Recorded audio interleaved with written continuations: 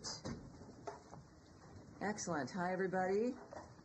Tuesday. Happy Tuesday. Yes. We had our trip, and we agreed that Monday maybe might not be the best idea. But also, of course, the White House was very busy yesterday. Very busy day for the country and for the world. Andrea Mitchell, nice to see you again here. Matt Lee, not so much, but there you go. No, what can I say? No, you haven't. And many of you, the benefit of being in the bullpen is that you got a very brief visit from the Secretary of State, because Matt Lee encountered him somewhere in the hallway. Right outside the back. And you invited him into the bullpen, and of course, yes, that's right, male privilege right there.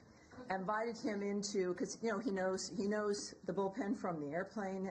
The Secretary of State likes talking with you, which is very apparent. To my chagrin, sometimes 30 minutes on the record, it makes a person like me very nervous. But so he sees this, and he thinks, oh, this must be my friend. And so he follows him into the room with the bullpen. But I hope you enjoyed that. We're going to do more, hopefully more of that. And welcome aboard, everyone. Again, thank you very much for being here. So I do have a couple announcements for you today. Since my last briefing, Secretary Rubio traveled to Brussels to attend the NATO Foreign Ministers Conference. During the conference, he had important conversations with our NATO allies about increasing defense spending. Indeed, President Trump deserves credit for completely changing the conversation on NATO defense, and we have a secretary who knows how to have that conversation. Since the November election, 4 NATO allies have publicly announced that they support President Trump's call for allies to increase their defense spending to 5% of GDP. This is Estonia, Latvia, Lithuania, and Poland.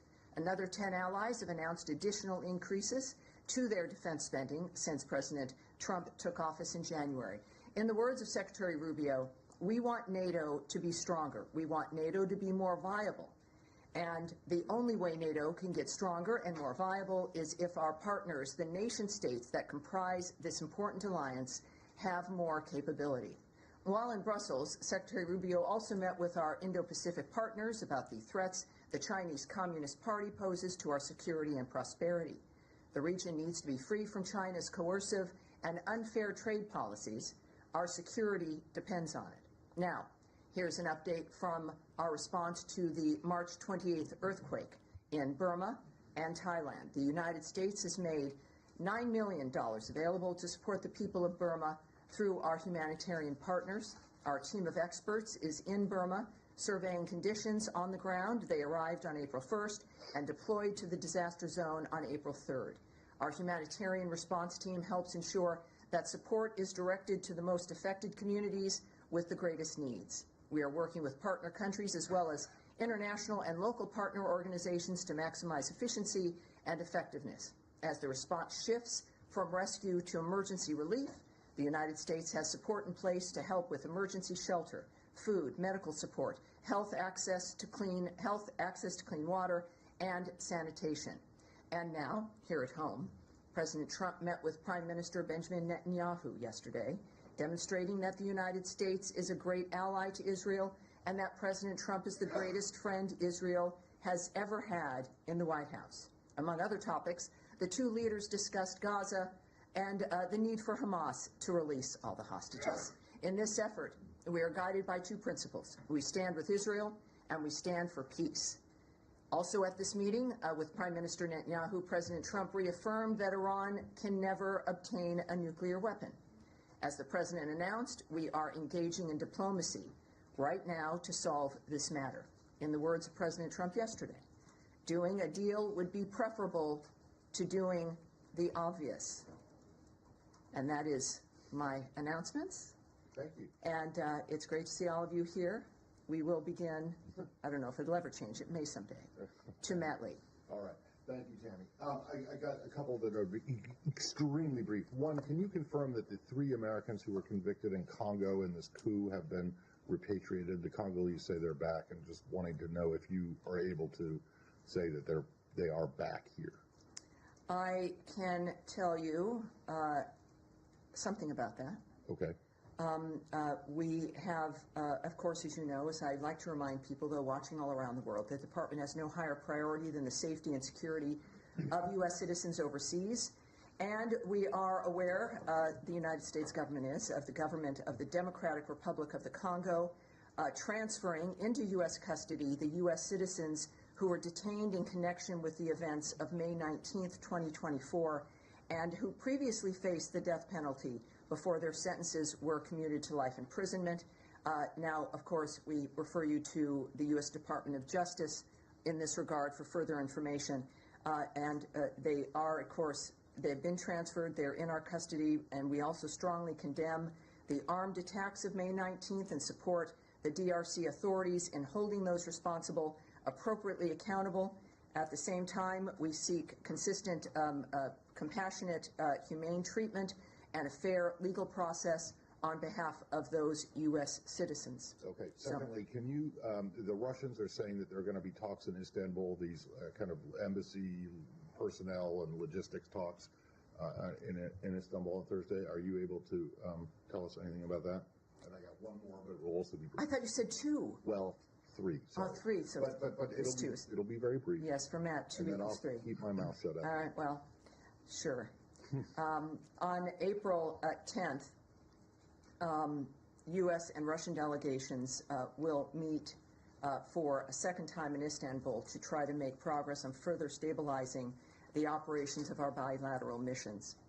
So that is happening in Istanbul. There are no political or security issues on the agenda, and Ukraine is not, absolutely not on the agenda. These talks are solely focused on our embassy operations, not on normalizing a bilateral relationship overall, which can only happen, as we've noted, once there's peace between Russia and Ukraine.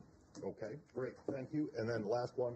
He seems like so. He wants to keep going. I'm answering his question. Yes, sir. Can you give us any clarity on the cuts, the latest cuts, not including the Burma stuff, but the cuts to USAID and funding to the World Food Program that happened, essentially over the weekend? Because I understand there may have been some changes to those cuts. Well, yes. So. Let me get to those details because that is important. We have, one thing we can say, because this is a large conversation and various different countries are involved. First of all, 85% of previously existing USAID programs with the World Food Program worldwide remain active and ongoing. So that's 85% when we're talking about the effort that the country has made and continues to make. So it is inaccurate, as some have intimated, that USAID has defunded the World Food Program. That is not true. Or that we've broadly backed away from our commitments to providing life-saving food aid. We've said from the beginning that our commitment to foreign aid remains. It may look different than it has in the past, but in this case, 85% of those USAID programs with the World Food Program worldwide remain active. We have terminated a limited number of World Food Program programs based on specific country or program-level priorities, but what is the story here is that the largest group of World Food Program awards terminated were in Yemen and Afghanistan through an executive order that was issued, based on concern that the funding was benefiting terrorist groups, including the Houthis and the Taliban.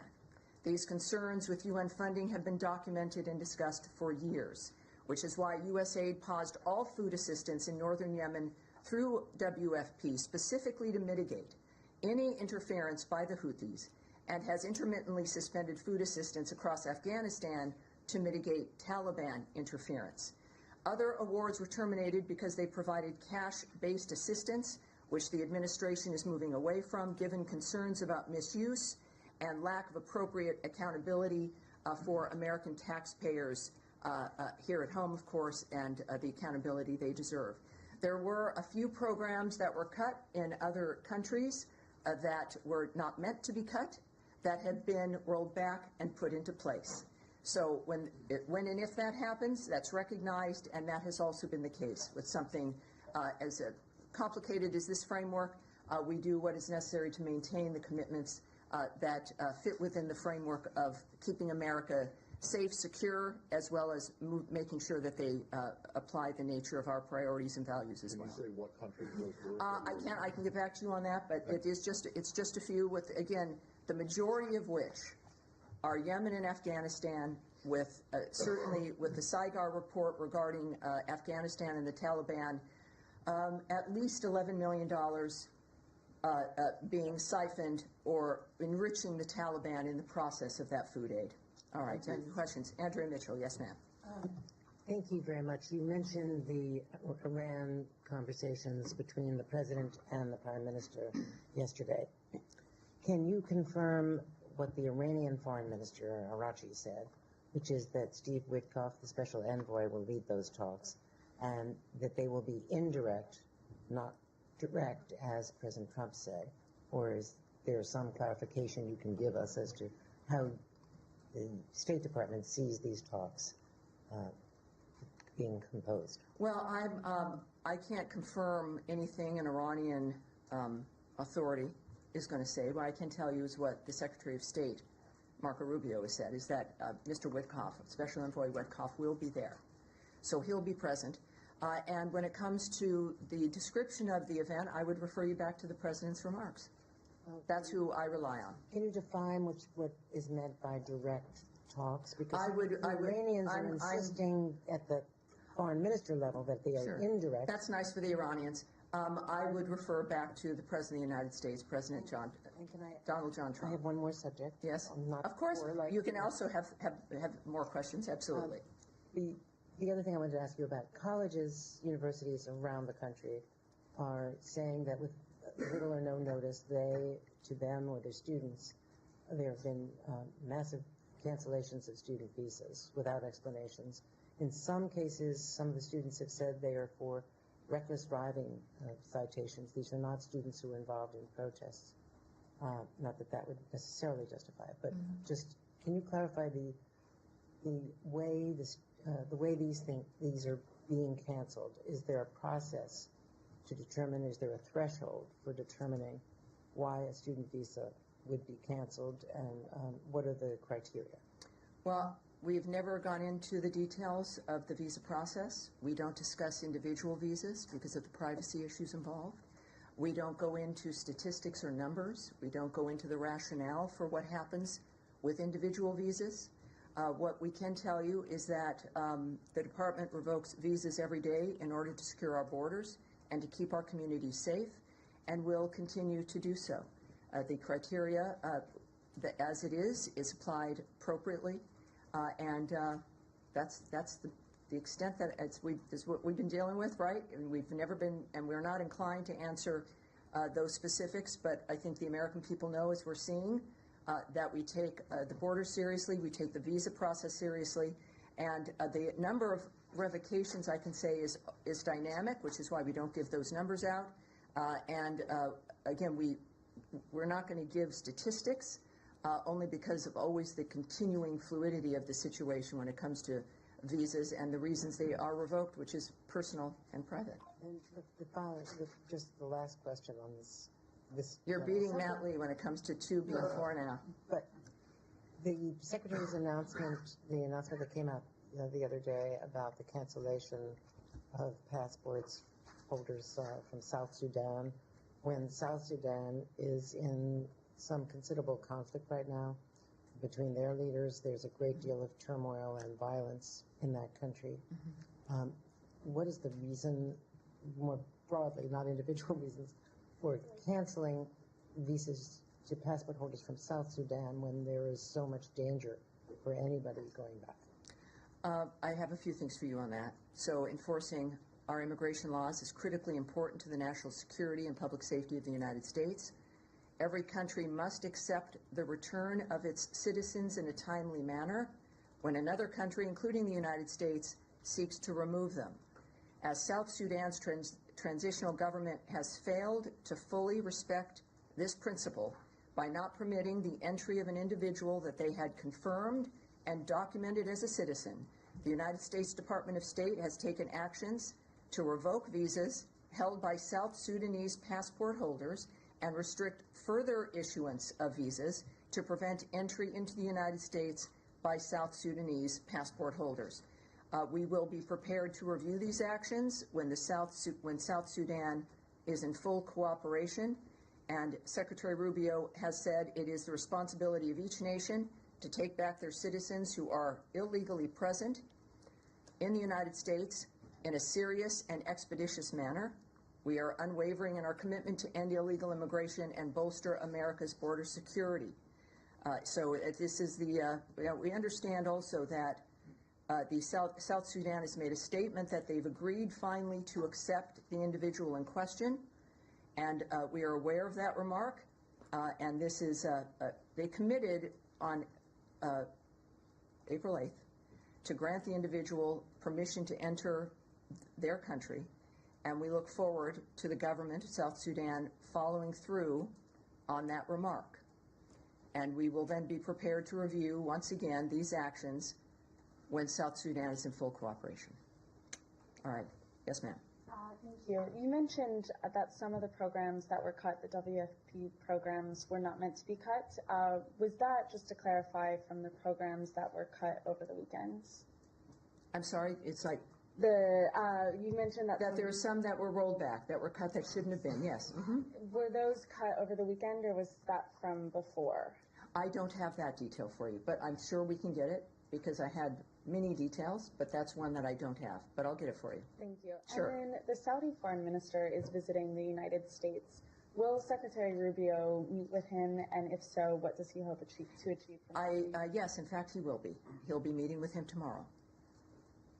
And what does he hope to achieve from that meeting? I'm not going to get ahead of the Secretary of State, but we look forward to seeing him tomorrow.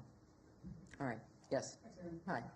Getting back to Iran, part of the reason that the administration cited in 2018, the first Trump administration, from withdrawing from the Iran nuclear deal is that it wasn't comprehensive enough. It didn't cover militias. It didn't cover the missile program and a bunch of other of Iran's activities. Is the expectation that this new agreement would have to cover that? Well, this is a meeting that's happening, right, on Saturday. There's a meeting. There's no negotiations, right? This is a dynamic where the president has made very clear, and certainly the secretary has made very clear, that Iran will never have a nuclear weapon.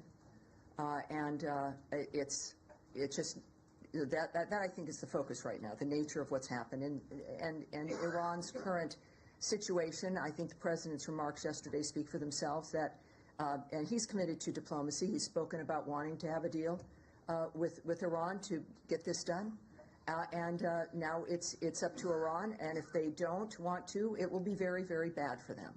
So those are the two, I think, clear options here. This is an initial sort of feel out as to whether to progress. I think it's touching base. Yes, indeed. Again, it's not a negotiation; it's a meeting, and that's what the commitment is. And finally, you mentioned that Steve Witkoff is going. Is he leading the delegation? I can't speak to that, but he will be there. Yes, sir. Thanks. Can I just follow up from Rich? We were saying it's a meeting rather than a negotiation. Correct. The Iranian government has said that it's a matter of they want sanctions relief. Is that something that the United States is prepared to discuss either at this meeting or? Well, again, I'm not going to get ahead of any kind of conversation or process, diplomatic considerations. Certainly, I can't get ahead of a negotiation because this isn't one. So that's not something I can speak to. In terms of the goal, I know that you said that not prohibiting Iran from having a nuclear weapon, but in terms of how that's achieved, I mean, there's been some talk in the administration. Is this complete dismantlement of the nuclear program, or is it just verification that's not going to go for nuclear for military ends? Is there an end goal that the administration has when it comes to whether it's complete dismantlement? I can't speak to their considerations, the contemplations they have, the discussions they have.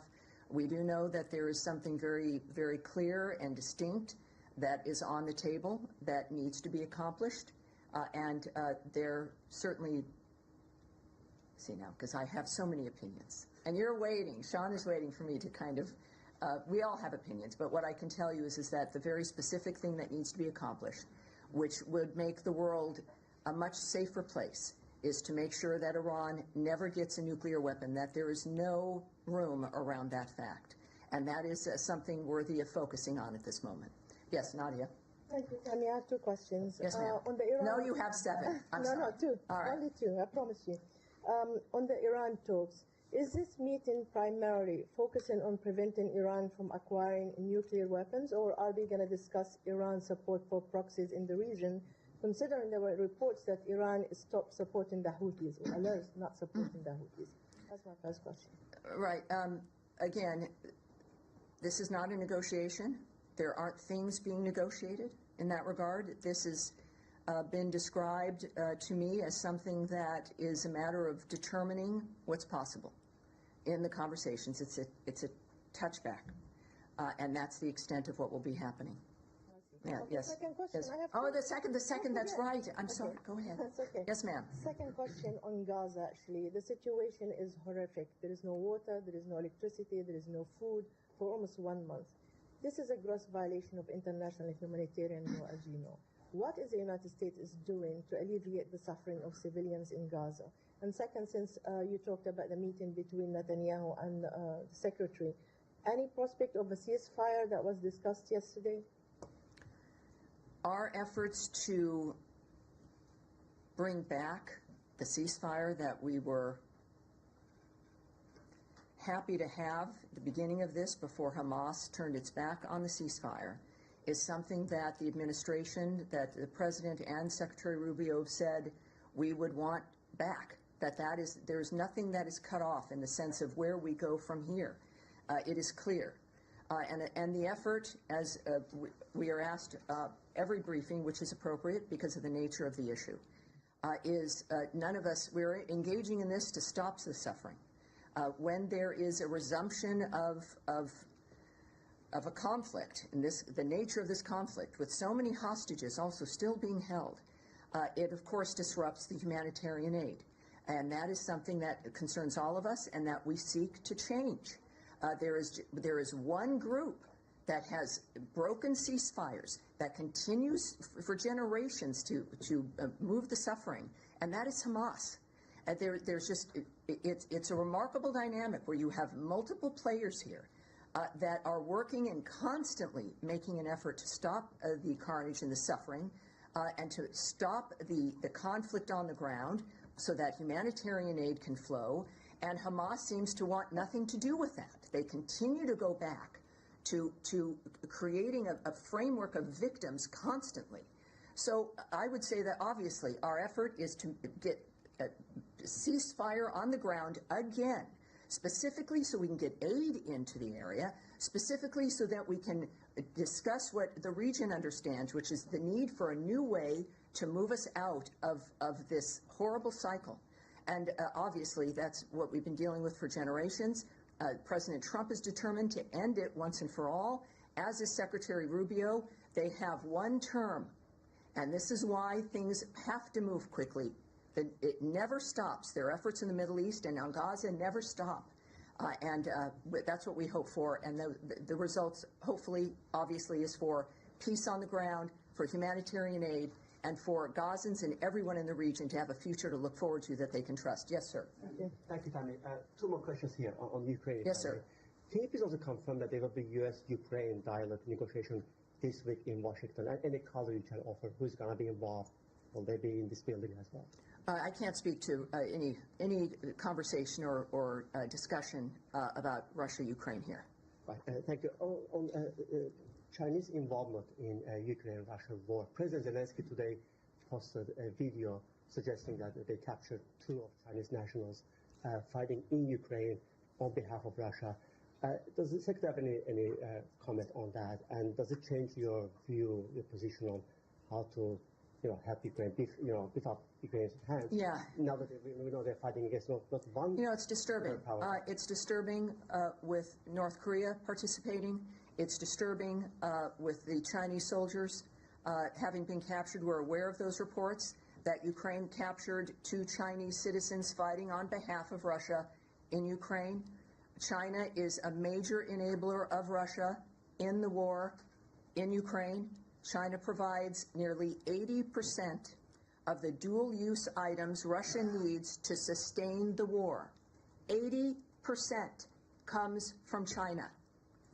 As President Trump has said, continued cooperation between these two nuclear powers will only further contribute to global instability and make the United States and other countries less safe, less secure, and less prosperous. I think that's an understatement. Just to follow up, Secretary spoke to us during the travel. He said that he will take some time to Russia to clear up its position in terms of whether or not they are serious about peace talks. Yes. To the events of this weekend, them targeting Zelensky's hometown and other attacks, do those events contribute, to the Secretary's position on that?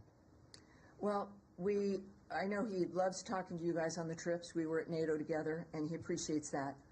And he had a press conference at the end of NATO where he did go into very specifics when he was asked about the timeline, is that we would know within a matter of weeks if Russia was serious about peace. He said not months, not a year, but a matter of weeks, he said, we would know. And I think that this goes to the argument that they've made, even in the beginning of the talks, some of the summits with Russia, and the first summit was, as the Secretary had noted, was to determine if they were serious. And so this, as I've mentioned, right, these are active men with a term in which to get this done, and plus the lives affected. We don't have time. Every day, every week that goes by affects the quality of people's lives, and some people who are alive now will not be alive tomorrow. So it is held with urgency. It will be a matter of weeks. And of course, you mentioned the attack on Kryvyi Rih, which is I guess the hometown of President Zelensky. It was a Russian Federation ballistic missile strike in a residential neighborhood of that town. It is further underscores President Trump's urgent call for peace. And he's affected by this. It's long time to stop the death and the destruction and end this war. Just as we know, President Trump has been committed to finding and demanding the return of the missing or stolen Ukrainian children from Russia. So this is the top of the mind for President Trump and for Secretary Rubio. Yes, sir. Thanks, Tammy. Continuing on the two-question trend. First of all, an American teenager was shot and killed, and 2 others were shot in the West Bank. Has the U.S. called on the Israeli government to investigate their killings? We are certainly aware of that dynamic. We send condolences to the families involved. These were teenagers.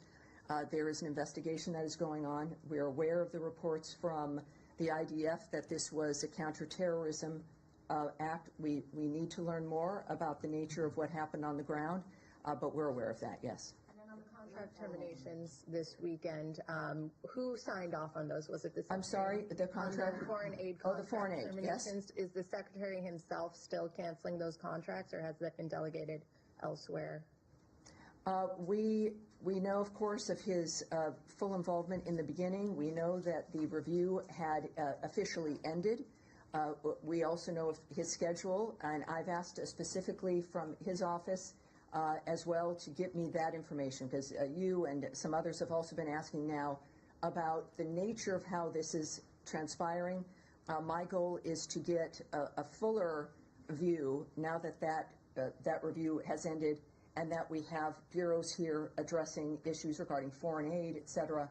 And I think that we have, I think it's time now for a fuller understanding of that, and that's part of that, and so we'll get that back to you. But my goal is to have a more comprehensive answer regarding now the process now on the ground for us. All right? Follow up on that. Yes, certainly, Saeed. Thank you very kindly. Now, when Shireen Abu was killed by the Israelis a couple of years ago, the American security coordinator was involved in investigating, and they drew a conclusion. My question to you is twofold on this issue regarding the boy. First of all, is the American security coordinator for the West Bank, is he involved in this thing? Is he going to follow up? And my second question, has there been any calls to the family from this building or from the U.S. ambassadors and so on to learn the circumstances? Well, again, there's things on the ground. We don't have the complete picture of what was going on the ground. I know that we're aware of the reports. We certainly always are engaged in the nature of what's happening with American citizens, and that's the case here, and that's the extent of what I'm going to say. Yes, sir. Right there. Yes, go ahead. Yeah. Thank you. Appreciate it. Two questions. I'll ask them back to back. Number one, UN Secretary General Antonio Guterres announced earlier today that he would not participate, the UN would not participate in the resumption of IDF humanitarian aid delivery into Gaza because he felt the parameters were not sufficient, not appropriate. Would the State Department consider, or planning even, to step in to aid the IDF in humanitarian aid delivery, given the importance that the State Department is placing on that particular area? And the second question is, what does the State Department view as a positive role for Turkey in Syria?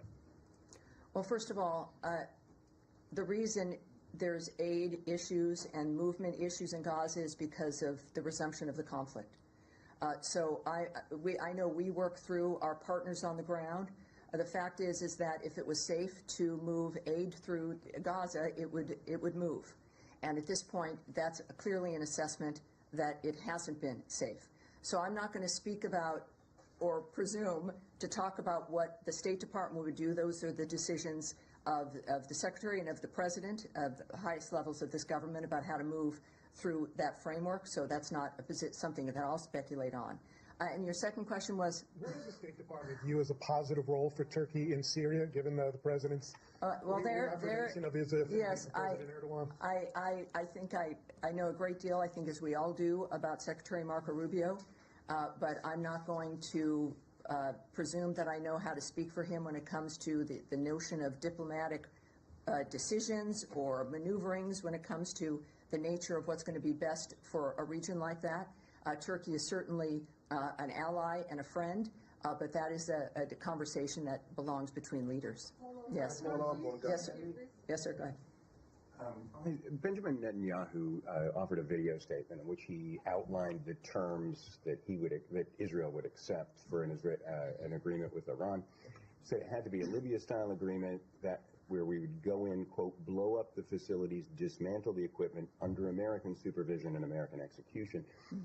Is that a position that Secretary Rubio agrees with? Is it a precondition by Israel that the U.S. is willing to accept? I can't discuss that because I wasn't in that room. I certainly don't speak for Israel or for the Prime Minister and his remarks about what's important to him.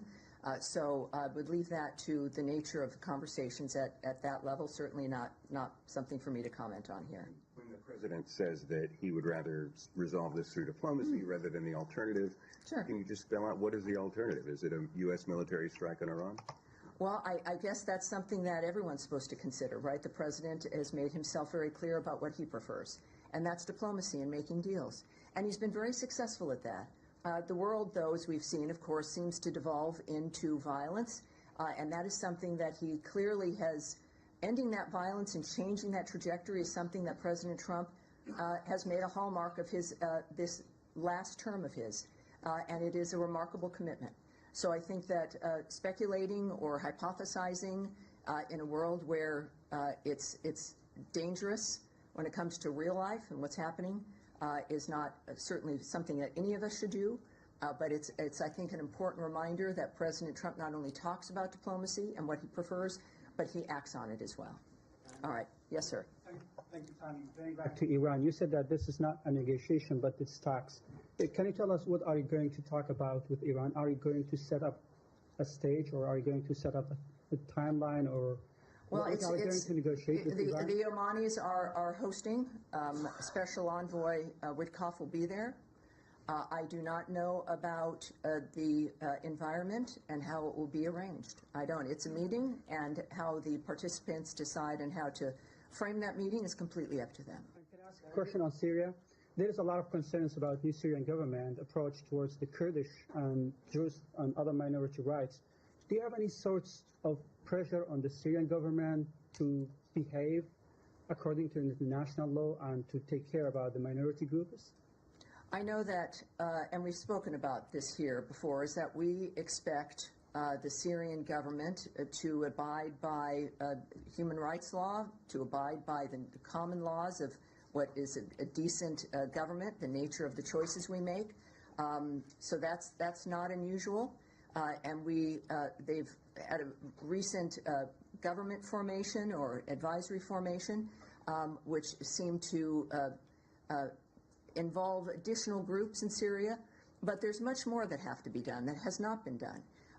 And we're waiting to see them take more action. So obviously there's expectations that have yet to be met, and so we're waiting to see what they're doing. When it comes to pressure, the pressure really is about whether or not a nation wants to be within and accepted within other nation states and within the world. I think that's certainly an indication here that's possible or not possible. Yes, sir. Thank you. You have been involved in helping start Kurdistan oil exports, and that is much appreciated, but now there is a new problem. The oil exporting companies, including U.S. companies, say that Iraq is changing the contract unilaterally and exports can't resume until this is resolved. Are you concerned about this problem? Are you involved in trying to fix it? That we'll have to take back when it comes to the details. All right, so that's Iraq and the oil, right? Let's get back to him on that. All right. Yes, go ahead. Thanks, Tammy. Just circling back to those latest cuts in foreign aid. You noted concerns about interference in Afghanistan and Yemen, but it was funding that the department initially allowed to continue because it was deemed to be life-saving. And there are other places, of course, where interference is still a concern that are still benefiting from U.S. aid dollars. So is this a amendment or a change to the State Department's initial promise to continue life-saving aid, or should we expect other cuts where interference is a concern? Well, yeah, waivers were issued. We know that, of course, but this was in the process of a review that was expected to take 90 days. It took less time.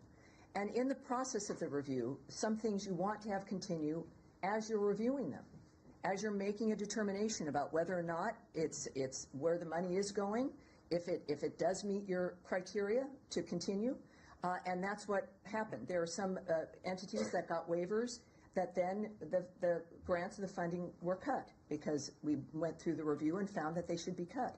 So this is also something that had to happen because there had been, who knows, I don't know, years, decades, of no one auditing, no one checking, no one really knowing. And it just grew and grew and grew. So this process of auditing and knowing where your money is being spent, most of us do this personally, right? We keep an eye on the bank account. We make a note of what's coming up and what the checks are that are coming in, and we spend accordingly. So we are in a constant regular audit. That will always be the case now. So if you've got a dynamic where someone is passed through and is receiving the aid and is meeting their obligations, that's great. It doesn't mean we're going to look back in 25 years to see if they're still okay. This has to be a regular process with this kind of work that has been, yes, disruptive and difficult, but it has been important so that we can continue to do that work. So I hope that answers your question because, yes, there's aid that is going on now, has received waivers. Some of it, over time, it may be increased, it may be cut. It depends on the goals of the United States, our foreign policy goals, and the nature of how our money is being spent on the ground.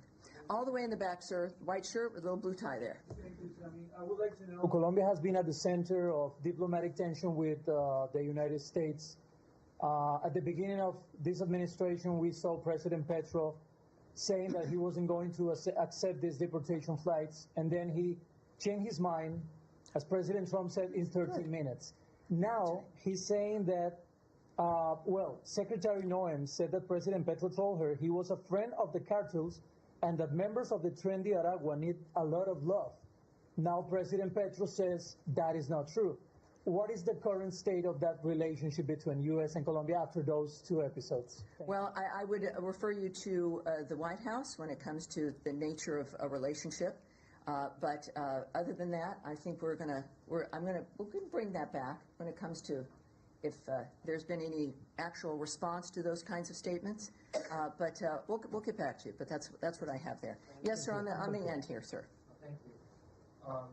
This morning, as you're aware, President Trump and South Korea's acting President Han had a first phone call, and then they discussed South Korea's payment for hosting U.S. forces Korea.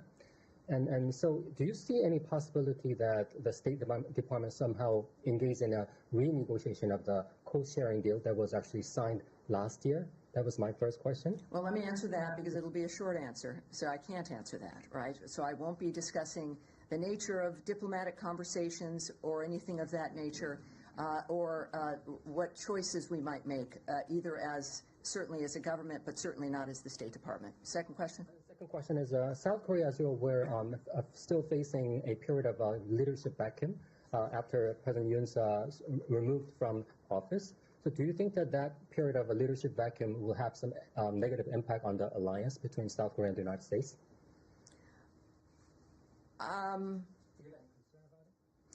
I know that our relationship with South Korea is strong, and I know that as an ally that we are expecting them to follow certain rules and norms, and we, of course, enjoy their allyship, and we enjoy that relationship. So, all right, are we kind of we're getting here now?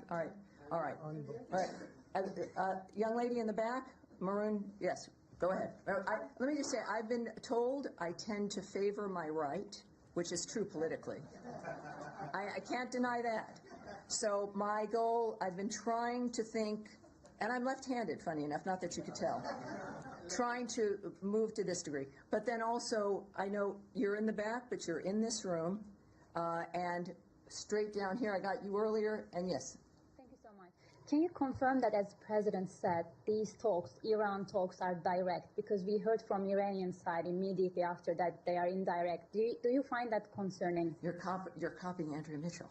Well, I will, again, refer you simply back to the President's remarks, and that is my North Stars, President Donald Trump, not Iranian officials. All right. And that's going to be it today. Thank you, everybody. I'll see you on Thursday. We'll see you again on Thursday this week. Thank you very much.